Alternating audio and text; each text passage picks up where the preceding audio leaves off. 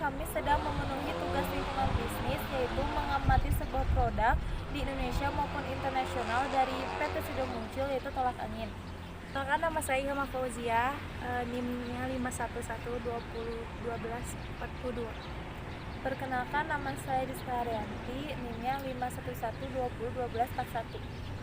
Perkenalkan, nama saya Aryan Hidayat, NIM saya 511201218. Perkenalkan, nama saya Muhammad Irsan dengan NIM 51120012110. Nah, jadi ini adalah produk yang akan kita amati, yaitu tolak angin. Yuk langsung aja kita ke materinya. Nah, tolak angin adalah obat herbal yang berguna untuk meredakan masuk angin, perut mual, tenggorokan kering, dan badan terasa dingin. Tolak angin dibuat oleh pendiri Sido Muncul pada tahun 1930, yaitu Ibu Rahmat Sulistyo. Tolak angin dibuat dari tumbuhan-tumbuhan herbal dan madu serta ramuan lainnya.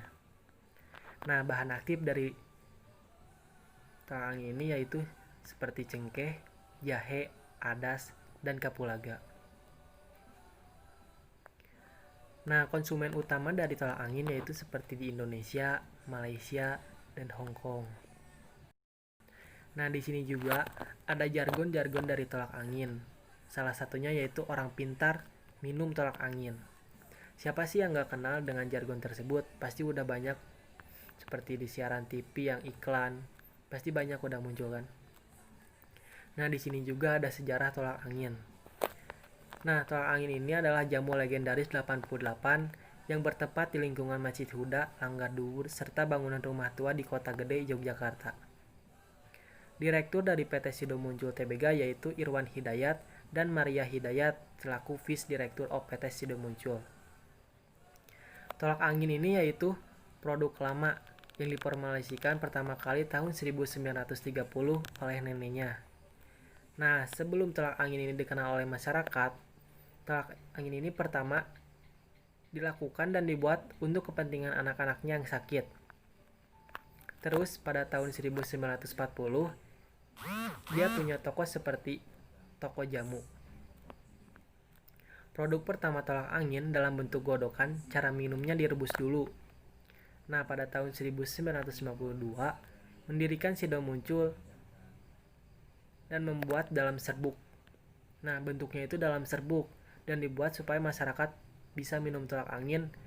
Formulanya persis sama seperti yang dulu. Di sini juga ada tokoh penting dalam pembuatannya tolak angin dan penanamannya, yaitu Ibu Rahmat yang menanam, meramu, dan membungkus rempah-rempah. Produk itu seperti direbus. Nah, ia memilih dan memastikan sendirinya kualitas bahan, menentukan ketepatan komposisi, hingga memasarkan dalam kondisi bungkusan rapi. Pada tahun 1951, di kota Semarang berdirilah pabrik yang bernama Sido Muncul. Ya, arti dari Sido Muncul itu sendiri adalah impian yang terwujud. Jamu godokan tolak angin adalah produk pertamanya. Pada tahun 1961, pabrik Sido Muncul berkembang pesat karena inovasi produknya yang menggunakan format serbuk yang praktis dan desainnya yang khas, menggunakan foto Pak Irwan Hidayat dan Ibu Rahmat Sulistyo yang saat itu diambil di daerah Tugu Kulon, Yogyakarta. Tahun 1992, tolak angin berhasil disajikan sebagai jamu cair dengan kemasan pertama di Indonesia. Pada tahun 2000, PT Sido Muncul Tbk akan melakukan uji toksit. Namun karena produk tolak angin ini aman dikonsumsi secara jangka panjang, rencana akan mengganti ramuan pun tidak jadi dilakukan. Selanjutnya adalah beberapa faktor pengaruh terhadap lingkungan. Yang pertama ada lingkungan demografi, yang kedua ada lingkungan sosial, dan yang ketiga ada lingkungan budaya, yang keempat ada lingkungan teknologi, Serta yang kelima ada lingkungan etnis. Nama saya Jen Geraldine, NIM 51112012333. Di sini saya akan menjelaskan tentang pengaruh terhadap lingkungan. Di sini saya akan menjelaskan dua pengaruh. Yang pertama, pengaruh di lingkungan demografi dan pengaruh di lingkungan sosial. Nah, untuk di lingkungan demografi. Demografi adalah studi kependudukan manusia yang menyangkut tentang ukuran, lokasi, usia, jenis kelamin, ras, lapangan pekerja, kepadatan, dan data statistik lainnya. Nah, bagi perusahaan, minat utama mereka yaitu emang berada di lingkungan demografis. Kenapa? Karena lingkungan demografis menyangkut masyarakat. Nah, masyarakat bisa memperluas pasar mereka, jadi mereka emang minat banget di lingkungan demografis ini. Terus ada data demografi dari produk tolak angin. Variabel demografi yang pertama ada di usia. Usia di sini yaitu mulai dari anak-anak, remaja, dewasa. Untuk anak-anak berumur 3-10 tahun. Untuk remaja berumur 11-17 tahun. Dan untuk dewasa itu 18 tahun ke atas. Untuk jenis kelamin ada dua, yaitu laki-laki dan perempuan. Terus ada konsumen. Konsumen di sini itu masyarakat, pastinya anak sekolah dan mahasiswa. Untuk lokasinya mencakup seluruh Indonesia dan internasional. Kenapa internasional? Karena produk tolak angin memang sudah dipasarkan sampai internasional. Terus ada jenis. Jenis di sini ada 3, yaitu berupa permen, tablet, jamu cair. Terus ukuran produk tolak angin. Ukurannya yang untuk permen ada 100 gram, untuk tablet 80 gram, untuk jamu cair 15 ml. Terus ada yang terakhir ada lapangan kerja. Lapangan kerja di sini mencakup PT Sido Muncul. Terus ada pengaruh terhadap lingkungan sosial. Nah, pengaruh terhadap lingkungan sosial ini, masyarakat bisa mengkonsumsi produk ini saat sedang mengalami gejala masuk angin, ataupun untuk mencegah masuk angin berpergian membawa anak-anak bisa menggunakan produk yang untuk anak-anak tolak anginnya. Kalau untuk dewasa yang biasa mungkin ya. Terus untuk produknya bisa kita dapatkan di sekitar kita, contohnya seperti di toko grosir, warung, dan supermarket besar lainnya. Terus untuk produk tolak angin ini tidak boleh terlalu banyak dikonsumsi karena tidak baik juga untuk tubuh dan terutama untuk ibu hamil. Dilengkapi dengan alat ukur modern yang memiliki ketelitian yang dapat diandalkan, seperti load cell atau alat ukur timbangan, sensor, temperatur, tekanan, volume, dan yang lainnya. Yang paling penting yaitu bisa menjaga ramah lingkungan dengan menggunakan sistem pembesi CIP dan SIP. Selanjutnya yaitu pengaruh terhadap etis. Tentunya etis berkaitan dengan sistem etika. Nah, besar dan kuatnya persaingan antar perusahaan, terutama perusahaan besar, dalam memperoleh keuntungan pasti sering terjadi.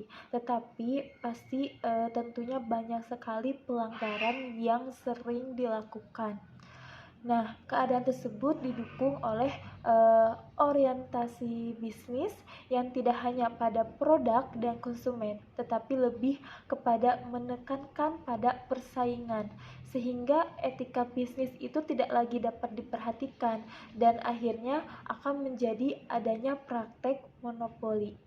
Nah, salah satu kasus yang sering terjadi adalah tentang pelanggaran yang dilakukan oleh iklan bintang Tojo, misalnya masuk angin sebelumnya. Ini termasuk produk seperti dari PT Sido Muncul, yaitu tolak angin itu sendiri. Sebelumnya, obat herbal masuk angin ini sangat berguna bagi tubuh manusia ketika sedang terjadinya masuk angin. Nah, obat masuk angin ini dapat bekerja secara alami di dalam tubuh manusia itu sendiri yang dapat mencegah dan mengobati masuk angin tanpa adanya efek samping bagi tubuhnya. Nah, saat ini obat herbal masuk angin dikuasai oleh dua produk. Yang pertama yaitu tolak angin dan bintang tojo masuk angin. Terima kasih. Tolak angin adalah produk PT Sido Muncul yang sejak lama telah memasarkan obat-obat herbal. Tetapi seiring berjalannya waktu muncullah PT Kalbe Farma, yaitu PT Bintang Tejo yang dimana meluncurkan produk obat-obat herbal masuk angin. Iklan produk tersebut terlihat saling menjatuhkan dan membandingkan produk satu sama lain.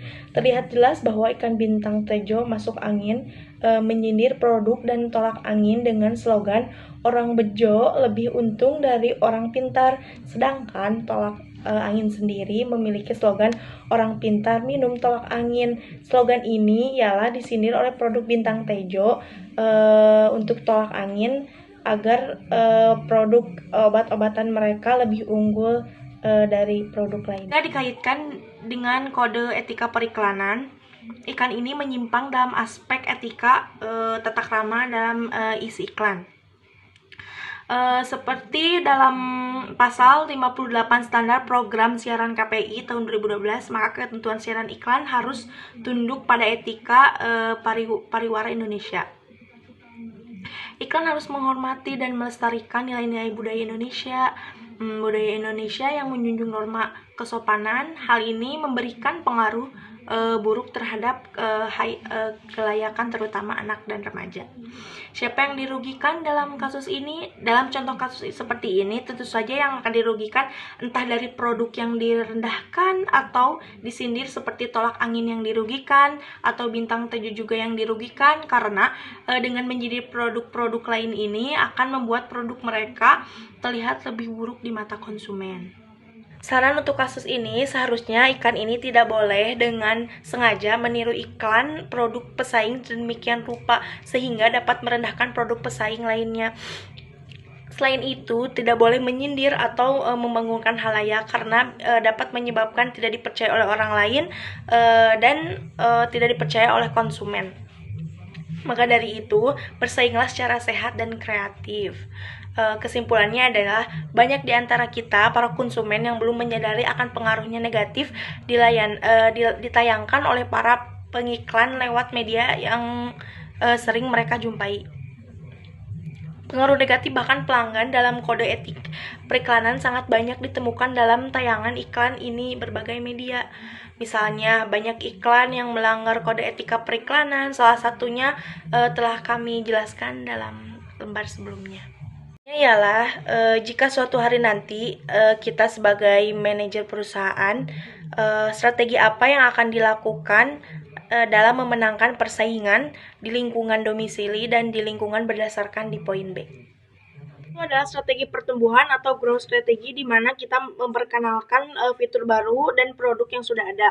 Terus yang kedua, strategi diferensi produk.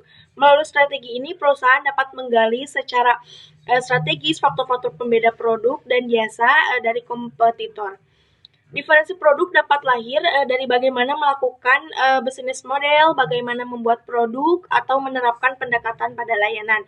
Terus yang ketiga, strategi harga. Strategi harga seringkali meliputi pemberlakuan harga produk yang lebih tinggi dibandingkan kompetitor. Yang keempat adalah strategi konten.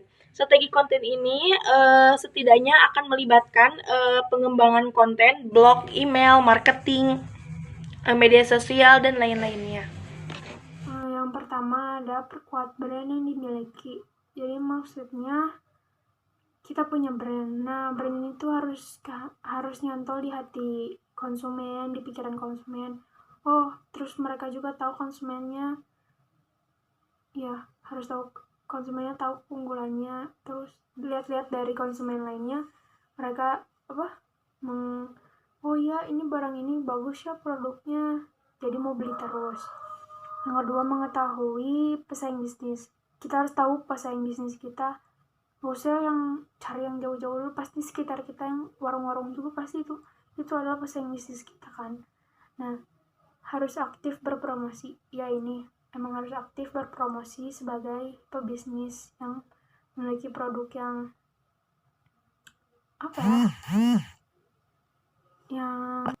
yang terkenal jadi nggak kelep gitu produknya tuh. Terus kenalin kebiasaan konsumen. Contohnya kayak konsumen ini suka beli produk kita. Nah, misalnya beli produk tisu, misalnya tisu. Konsumen ini suka beli nih produk tisu kita.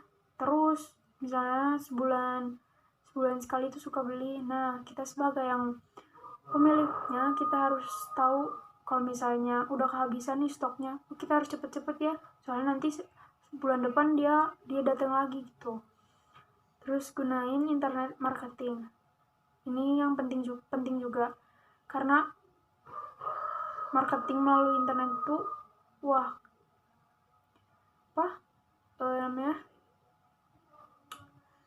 kekuatannya keren juga, bukan keren ya, cepet gitu. Soalnya internet kan jangkauannya luas tuh, banyak juga udah dipakai sama dari anak kecil sampai orang dewasa.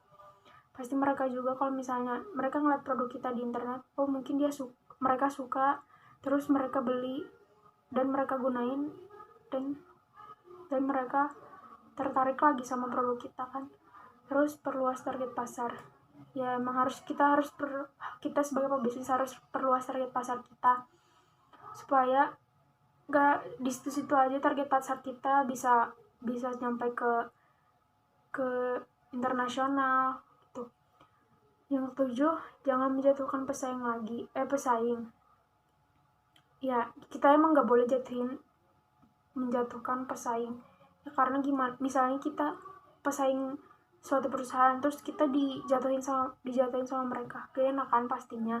Nah, kita juga sama kayak gitu, gak boleh. Terus menawarkan harga yang kompetitif. Ya, ini paling penting juga. Karena konsumen itu pertama kali ngelihat dari harganya kan. Terus baru mereka lihat dari kualitas dan bentuknya. Kalau misalnya kualitasnya bagus, terus harganya lumayan lah, ya pasti mereka juga mau beli karena mereka juga melihat kualitasnya juga. Terus kalau misalnya kualitasnya nggak bagus, produk dari tampilannya, looknya nggak menarik hati konsumen, pasti mereka juga nggak mau beli. Terima kasih. Mungkin hanya itu yang bisa kami sampaikan. Mohon maaf bila ada kesalahan. Karena kesalahan hanya milik kami dan kesempurnaan hanya milik Allah. Cukup sekian dari kami. Wassalamualaikum Wassalamualaikum warahmatullahi wabarakatuh.